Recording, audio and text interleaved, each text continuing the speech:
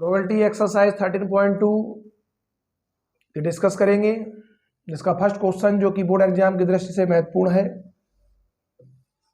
A probability of event A given है 3/5 and probability of event B is 1/5।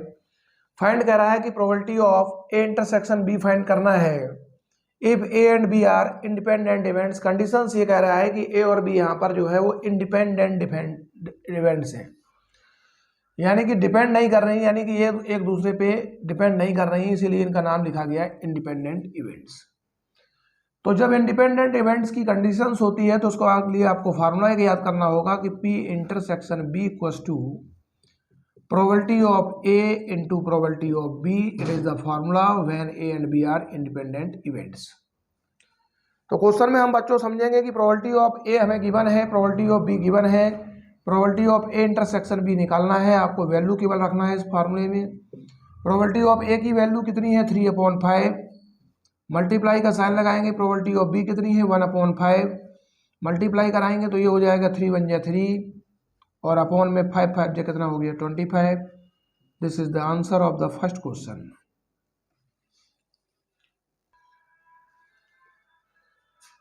Second question, 2 cards are drawn at random and without replacement from a pack of 52 playing cards. कहने का तात्पर्य यहाँ पर यह है कि 52 cards हैं आपके पास खेलने वाली, जिनमें से 2 कार्ड्स को निकाला गया है, खींचा गया है eight random and without replacement, और उनको रिप्लेसमेंट नहीं किया गया, एक निकालने के बाद रखा नहीं गया है, दूसरा फिर निकाला गया है। फाइंड द प्रोबेबिलिटी, प्रोबेबिलिटी निकालनी है कि दोनों कार्ड्स आपके ब्लैक होने चाहिए। तो सबसे पहले हम लोग डिस्कस करते हैं कार्ड्स की। जो प्लेइंग कार्ड्स होते हैं उसमें 52 कार्ड्स होते हैं। 52 कार्ड्स हमारे ताश की गड्डी में होते हैं, जिसमें से ब्लैक कार्ड्स BC यानी कि ब्लैक कार्ड्स 26 होते हैं और रेड कार्ड्स भी 26 होते हैं, यानी कि दोनों 26 होते हैं। तो ये आपको जानकारी होनी चाहिए। अगर इस जानकारी का अभाव है तो ये क्वेश्चन आप कार्ड्स वाले नहीं कर सकते एग्जाम हॉल में। अब हमें 2 कार्ड्स निकालने हैं, दोनों कार्ड ब्लैक होने चाहिए। तो पहला कार्ड निकालेंगे तो प्रोबेबिलिटी ऑफ ए, पहले ब्लैक कार्ड होने की प्रोबेबिलिटी हम निकालने जा रहे हैं। तो टोटल कार्ड्स हमारे पास 26 ब्लैक हैं, तो 26 ऊपर लिखेंगे, अपॉन में टोटल नंबर ऑफ कार्ड्स जितने भी गड्डी में हैं वो नीचे रखेंगे। अब इसी प्रकार से प्रोबेबिलिटी ऑफ बी निकालेंगे। तो आपको पता है कि ब्लैक कार्ड 26 थे, जिसमें से एक कार्ड आपने निकाल लिया है, तो अब कार्ड कितने बचे आपके पास 25। 52 कार्ड्स में से भी एक कार्ड कम हो गया आपका, तो ये कार्ड बचे 51। तो सेकंड ब्लैक कार्ड जो निकाला जाएगा वो 25 कार्ड्स में निकाला जाएगा 25 में से, और टोटल नंबर ऑफ कार्ड्स अब गड्डी में कितने बचे हैं 51। हमें बताना है कि दोनों कार्ड्स ब्लैक हो, यानी कि probability of A intersection B find करना है। तो यहाँ भी वही फार्मूला लगाएंगे जो फर्स्ट क्वेश्चन में हमने यूज किया, probability of A multiply probability of B. चाहे तो आप फार्मूले का यूज भी कर सकते हैं, नहीं तो डायरेक्ट भी कर सकते हैं, एज यू लाइक। तो 26/52 हुआ, मल्टीप्लाई कितना है 25/51। इसको आपको कट करके छोटा लिखना है। तो 26 का टेबल आपको आता होगा, नहीं तो 13 का आता होगा। 26 बन जाए 26, 26 2 जो 52 होता है, तो ये आपका बना 25 और 51 2 जो कितना होता है 102 is the answer of this question. Question number 3, ये भी क्वेश्चन महत्वपूर्ण है, इंपॉर्टेंट है बोर्ड एग्जाम्स के पर्पज से। A box of orange is inspected bye examining 3 randomly selected orange drawn without replacement. एक ऑरेंज का बॉक्स है, उसको इंस्पेक्ट किया जाता है, एग्जामिन करके 3 रैंडमली सेलेक्ट किए जाते हैं ऑरेंज, उससे एक एक करके बिना रखे।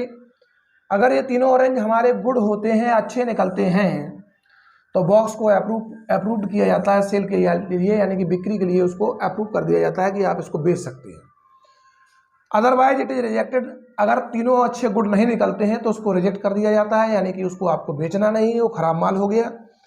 फाइंड द प्रोबेबिलिटी आपको निकालनी है that a box containing 15 oranges, एक बॉक्स में 15 ऑरेंज हैं, जिसमें से 12 गुड हैं और 3 बैड हैं। प्रोबेबिलिटी बताना है कि सेल के लिए अप्रूव होने के लिए प्रोबेबिलिटी क्या होगी। तो मान लीजिए हमारे पास बॉक्स है, इस बॉक्स में 12 हमारे पास तो गुड हैं ऑरेंज, और 3 बैड हैं, G for good, B for bad. Total हमारे पास ऑरेंजेस देखे जाएं तो टोटल ये बने हैं 15। अब ये 3 निकालने हैं हमें, तो पहला हमें ऑरेंज निकालना है, तो प्रोबेबिलिटी ऑफ ए निकालेंगे। गुड वाले ही निकालने पड़ेंगे क्योंकि अप्रूव्ड करना है सेल के लिए, तभी करेंगे जब अच्छे होंगे। तो 12 ऊपर लिखेंगे अपॉन में, टोटल नंबर 15 नीचे लिखेंगे। एक माइनस हुआ ये नंबर आया 11, एक माइनस हुआ ये नंबर आया 14। प्रोबेबिलिटी अब जब बी निकालेंगे तो आपका ये क्या बन जाएगा 11, जो कि एक कम हो गया, टोटल में से भी एक कम हुआ। और प्रोबेबिलिटी ऑफ जब सी निकालेंगे तो फिर से एक कम करेंगे, तो ये 10 हो जाएगा, इसमें से 1 कम करेंगे तो ये हो जाएगा 13, तो 10/13 होगा। तो प्रोबेबिलिटी निकालनी है बॉक्स की अप्रूव्ड फॉर सेलिंग, तो प्रोबेबिलिटी यहाँ केवल लिख दीजिए ए भी इंडिपेंडेंट का क्वेश्चन है, तो तीनों को मल्टीप्लाई करेंगे, probability of A into probability of B multiply probability of C. Channel में अगर आप बच्चे नए हैं और चैनल को सब्सक्राइब नहीं किया है तो सबसे पहले चैनल को सब्सक्राइब कर लें और बेल आइकन को दबा लें। जैसे ही नई वीडियो अपलोड होंगे तो आपके पास मैसेज पहुंच जाएगा। प्रोबेबिलिटी ऑफ ए कितना है 12/15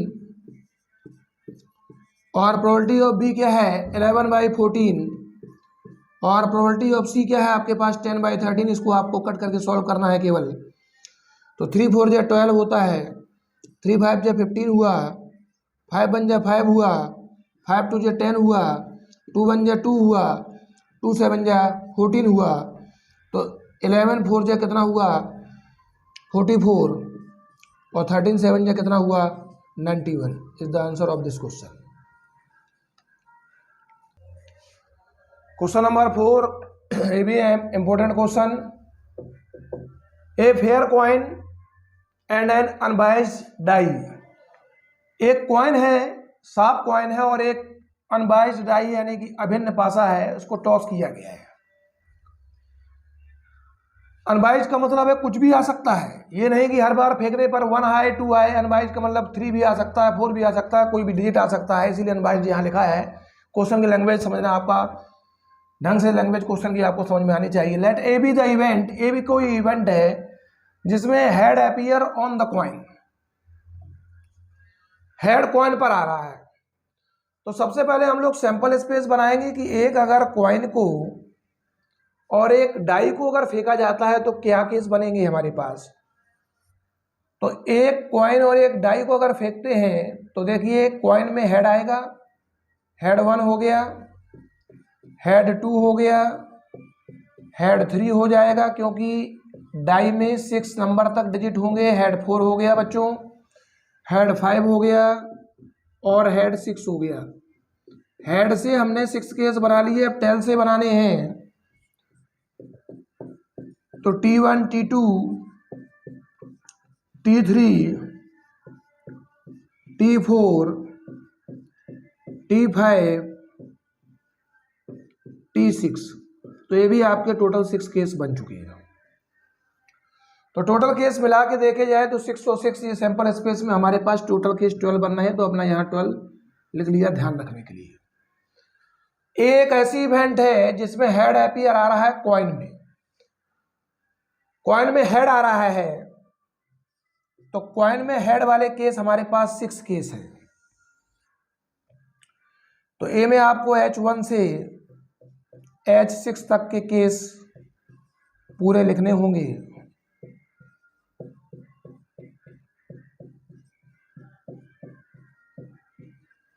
तो यहां तक आपको एक एक कॉन्सेप्ट क्लियर हुआ होगा। उसके बाद ये क्या कह रहा है कि बी एक ऐसी इवेंट है जिसमें 3 आ रहा है डाई में। अब डाई में 3 कहाँ आ रहा है, एक तो H3 में आ रहा है, एक T3 में आ रहा है, 2 ही ऐसे डाई है जिसमें 3 मौजूद है। तो बी की जो हमारे पास इवेंट है उसमें आएगा H3 और T3। अब क्वेश्चन को आगे पढ़ते हैं। चेक करना है हमें, चेक करना है कि ए और बी इंडिपेंडेंट इवेंट्स हैं कि नहीं। तो इंडिपेंडेंट इवेंट्स की कंडीशन आपको पता ही है कि प्रोबेबिलिटी ऑफ अगर A intersection B equal to probability of A into probability of B के इक्वल में अगर आ जाए तो ये हमारे इंडिपेंडेंट इवेंट्स की कंडीशंस होती है। तो हमारे पास ए बी है, तो इससे हम प्रोबेबिलिटी ऑफ ए निकाल लेंगे। पहले ए इंटरसेक्शन बी निकाल लेते हैं। तो ए इंटरसेक्शन बी का मतलब इन दोनों में कॉमन क्या दिख रहा है, इसका H3 है, क्या H3 मौजूद है तो ये कॉमन हो गया। T3 तो T3 है नहीं है, तो कॉमन हो गया H3 ओनली। तो प्रोबेबिलिटी ऑफ यहाँ से अगर ए इंटरसेक्शन बी की हम निकालते हैं तो probability of A intersection B का केस 1 बन रहा है। Total number of cases sample space में मिलेंगे, कितने थे, 12। प्रोबेबिलिटी ऑफ ए फाइंड करेंगे, प्रोबेबिलिटी ऑफ ए में कितने केसेस बन रहे हैं, यहाँ से यहाँ तक 6 केस बन रहे हैं। 6/12 टोटल 12। प्रोबेबिलिटी ऑफ बी हम निकालेंगे यहाँ पर, प्रोबेबिलिटी ऑफ बी में कितने केस बन रहे हैं, 2, तो ये हो गया 2/12। इस कंडीशन में लगाएंगे वैल्यू, अगर दोनों इक्वल आ जाए तो इंडिपेंडेंट बनाएंगी। तो बच्चों इंटरसेक्शन बी की हमारे पास वैल्यू 1/12 आया, और प्रोबेबिलिटी ऑफ ए में लिखें 6/12, प्रोबेबिलिटी ऑफ बी में क्या लिखेंगे 2/12। तो 6 2 12, 12 से 12 कट गया 1 टाइम, तो 1/12 इक्वल टू 1/12 के आया। और दोनों साइड अगर इक्वल आती हैं तो कंडीशंस क्या बन गई, A and B are independent events. तो लिख सकते हैं आप हेंस दीज आर, या अपनी कोई भी लैंग्वेज को चुन सकते हैं आप, इंडिपेंडेंट इवेंट्स। इतना आपको पेपर में लिखना होगा। और क्वेश्चन अगर आपको समझ में आ गया है तो चैनल को सब्सक्राइब करना ना भूलें। क्वेश्चन नंबर 5 कह रहा है ए डाई मार्क्ड 1 2 3 इन रेड। एक डाई है हमारे पास, डाई को सभी जानते होंगे, पासा कहते हैं। एक डाई में 1 2 3 रेड से लिखा है और 4 5 6 जो है ग्रीन से लिखा है, उसको टॉस किया गया है। तो रेड या ग्रीन से मतलब नहीं है सैंपल स्पेस में, तो 1 से लेकर 6 तक के पूरे आ गए। अपने नॉलेज के लिए याद रख लो कि ये 1 2 3 रेड में, आर बना लो इसके ऊपर, और 4 5 6 ग्रीन से तो जी बना लो। तो टोटल केस यहाँ पे 6 बन रहा है। एक ऐसी इवेंट है बच्चों कि नंबर जो है हमारा इवन आ रहा है। इवन नंबर इसमें से कौन कौन सा आ रहा है, इवन नंबर में रेड ग्रीन नहीं लेना है, जो भी इवन नंबर है सब ले लेने हैं। कहीं लिखा नहीं है कि रेड लेना है कि ग्रीन लेना है, इस बात का ध्यान रखना। बच्चे ज्यादातर कंफ्यूज होते हैं। तो ऐसे केस बन गए हमारे पास 3। अब बी एक ऐसी इवेंट है जिसमें नंबर रेड हो, तो नंबर रेड है, अब इवन नहीं कह रहा है, नंबर कह रहा है रेड है। तो नंबर रेड तो पूरी 3 है, 1 2 3 पूरी ले लेंगे 1 2 3। तो ये केसेस बने आपके पास कितने, 3 ये भी बन गए। क्या रहा क्वेश्चन में, क्या ए और बी हमारे क्या इंडिपेंडेंट है। तो इंडिपेंडेंट की कंडीशन फिर बताना चाहता हूं, कई बार बता चुका हूं पहले भी। P intersection B equal to probability of A into probability of B अगर आता है तो इंडिपेंडेंट का केस बनता है। तो इंटरसेक्शन बी निकालेंगे यहां से। तो ए इंटरसेक्शन बी में देखेंगे दोनों में से कौन सा एलिमेंट कॉमन है, तो 2 दोनों में कॉमन है, तो 2 कॉमन आ गया। जब 2 कॉमन आ गया तो नंबर ऑफ केसेस यहाँ बना है 1, क्योंकि 1/2 आ रहा है। अब प्रोबेबिलिटी ऑफ हम ए इंटरसेक्शन बी यहाँ से निकालेंगे। तो probability of A intersection B निकालने के लिए number of cases 1 upon total number of cases that is 6। Probability of A निकालेंगे यहाँ से। प्रोबेबिलिटी ऑफ ए में टोटल केसेस बनना है 3, टोटल नंबर ऑफ केसेस कितने हैं 6। प्रोबेबिलिटी ऑफ बी यहाँ से निकालेंगे, बी में केसेस कितने हैं 3, इसमें भी 3 है, upon total number of cases 6। अब इसमें रखेंगे इस कंडीशन में probability of A intersection B की वैल्यू 1/6, ये 3/6, ये 3/6। इसको कट कर देंगे 3 से तो 1/2, 3 से कट किया तो 1/2, तो ये 1/6 आ रहा है, ये 1/4 आ रहा है। इसका मतलब इनके बीच में नॉट इक्वल का निशान लगा दीजिए आप अलग अलग फाइंड करके।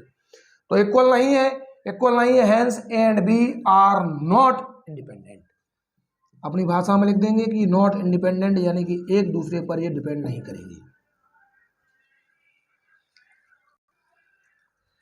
क्वेश्चन नंबर 6 जो कि श्योर है बोर्ड एग्जाम्स की दृष्टि से, let E and F be events. E और एफ इवेंट्स हैं जिसमें probability of event E 3/5 given है, प्रोबेबिलिटी ऑफ एफ गिवन है 3/10, probability of E intersection F 1/5 है। तो पूछ रहा है क्या ई और एफ इंडिपेंडेंट है। तो वेरी सिंपल, इंडिपेंडेंट की कंडीशन बता चुका हूँ। ई इंटरसेक्शन एफ की प्रोबेबिलिटी जो होगी वो probability of event E into probability of event F के इक्वल होनी चाहिए। अगर है तो ये इंडिपेंडेंट है। तो इसकी वैल्यू हम निकालेंगे, तो इसकी वैल्यू आपको गिवन है 1/5। इसकी वैल्यू निकालेंगे probability of E 3/5, probability of F 3/10। तो ये हमारा सॉल्व करके आएगा 9/10, 9/50। अब देखिए क्या ये इक्वल है, ये इक्वल नहीं है तो लिख सकते हैं 1/5 नॉट इक्वल टू 9/50। तो hence these are not independent.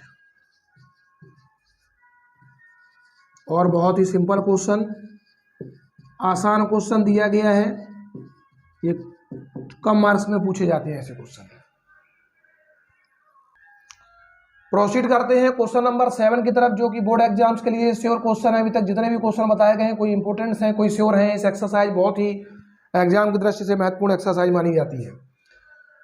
Given that दिया गया है कि events A and B are such that A और बी इवेंट्स इस प्रकार से दी गई हैं कि probability of A equal to 1/2 है और probability of A union B की वैल्यू आपको 3/5 दी गई है। एंड प्रोबेबिलिटी ऑफ बी आपको पी दिया गया है। फाइंड पी की वैल्यू निकालनी है कब? If they are mutually exclusive. Mutually exclusive है, दूसरा कह रहा है इंडिपेंडेंट है। तो ये देखिए फर्स्ट पार्ट इसका करने जा रहा है, म्यूचुअली एक्सक्लूसिव की बात कर रहा है, तो इसका मतलब दोनों का इंटरसेक्शन फाई है, ये म्यूचुअली एक्सक्लूसिव हो गया। इसका मतलब इसको क्या ले सकते हैं कि probability of A intersection B की वैल्यू जो हो गई वो 0 आ गई। कितनी आ गई? 0। अब इससे हम वैल्यू निकाल लेंगे, क्योंकि आपको पता है कि पी ए इंटरसेक्शन बी का फार्मूला आपको पता होगा क्या होता है, probability of A plus probability of B minus probability of A union B. कई बार ये फार्मूला आप पढ़े होंगे, क्लास 9 से शुरू होता है, सेट से, जहां एन लगा होता है लेकिन प्रोबेबिलिटी में यहाँ पर पी लगा है। अगर ये याद नहीं है तो उस फार्मूले को कहीं लिख लें और इसको लर्न कर लें। प्रोबेबिलिटी ऑफ ए की वैल्यू क्वेश्चन में कितनी गिवन है? 1/2 प्लस प्रोबेबिलिटी ऑफ बी की वैल्यू क्वेश्चन में पी है minus probability of A union B भी क्वेश्चन में गिवन है।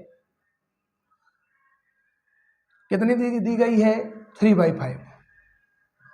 इक्वल टू में 0 लिखेंगे। कहने का मतलब ये फिर से समझ लीजिए, पी इंटरसेक्शन बी का ये फार्मूला है जितना लिखाया गया है। इक्वल में 0 चल रहा था, इक्वल में 0 चला दिया। पी की वैल्यू निकालने के लिए पी इधर रखिए, ये माइनस का 3/5 उधर जाएगा तो प्लस का हो गया बच्चों, और प्लस का हाफ उधर जाएगा तो माइनस का हाफ हो जाएगा। कैलकुलेशन को करना है, 5 2 का एलसीएम 10 आएगा, 5 2 10, 2 3 6, 2 5 10, 5 1 5 6 माइनस 5 1/10। कैलकुलेशन थोड़ी हम फास्ट करते हैं। सेकंड पार्ट पे आइए। सेकंड पार्ट इसका कह रहा है कि इंडिपेंडेंट है। तो इंडिपेंडेंट की कंडीशंस को क्वेश्चन नंबर 1 से लेके लगातार क्वेश्चन नंबर 7 तक देखते चले आ रहे हैं, याद भी हो गई होगी। क्या होती है? Probability of A intersection B equals to probability of A into probability of B. Maths में फार्मूले याद करने की आवश्यकता नहीं होती है, प्रैक्टिस करनी होती है। जितने ज़्यादा क्वेश्चंस आप करेंगे उतने ज़्यादा क्वेश्चन फार्मूले आपको दिमाग में चढ़ते जाएंगे, रटने से फार्मूले याद नहीं होती। अब probability of A intersection B की वैल्यू हमारे पास, अभी हमने probability of A intersection B की वैल्यू यहाँ पे शायद फाइंड की है। तो probability of A intersection B की वैल्यू यहां से निकालेंगे। प्रोबेबिलिटी ऑफ ए क्वेश्चन में 1/2 दिया गया है, और प्रोबेबिलिटी ऑफ बी क्वेश्चन में हमको दिया गया है p/2 हो गई। गलती यहां ये ना करना कि ये वैल्यू उठा के यहां ना रख देना, रख दोगे तो क्वेश्चन गलत हो जाएगा, क्योंकि ये म्यूचुअली एक्सक्लूसिव की कंडीशन थी। उसके बाद आपको फार्मूला यहाँ पे लगाना है पी ए यूनियन बी वाला बच्चों। क्या फार्मूला होता है? Probability of A plus probability of B minus probability of A intersection B. This is the formula of probability of A union B. Question में probability of A union B आपको दिया गया है 3/5 equal to probability of A कितना है, probability of ए आपका है half, probability of B कितना है p, probability of A intersection B है p/2। ये हाफ इधर लाइए, हाफ इधर लाएंगे तो ये बन जाएगा आपका 3/5 माइनस हाफ, तो ये हो गया आपका 3/5 माइनस हाफ। हाफ को हमने ट्रांसपोज कर दिया है LHS में। ये बताइए P में से अगर p/2 माइनस करेंगे तो सिंपल सी बात है p/2 बचेगा, क्योंकि अगर 1 में से आधा माइनस करते हैं तो आधा ही बचेगा। एलसीएम लेके सॉल्व भी कर सकते हैं आप। एलसीएम यहाँ 5 2 का कितना आएगा 10 आएगा, डिवाइड किया 2 3 या 6 2 5 10 5 बन जाए 5। ये कैलकुलेशन सभी को आनी चाहिए। अगर ये भी कैलकुलेशन नहीं आती है और क्लास 12th के आप स्टूडेंट हैं तो ये हो जाएगा 10p equal to 2, p equal to आएगा 2/10 यानी कि 1/5।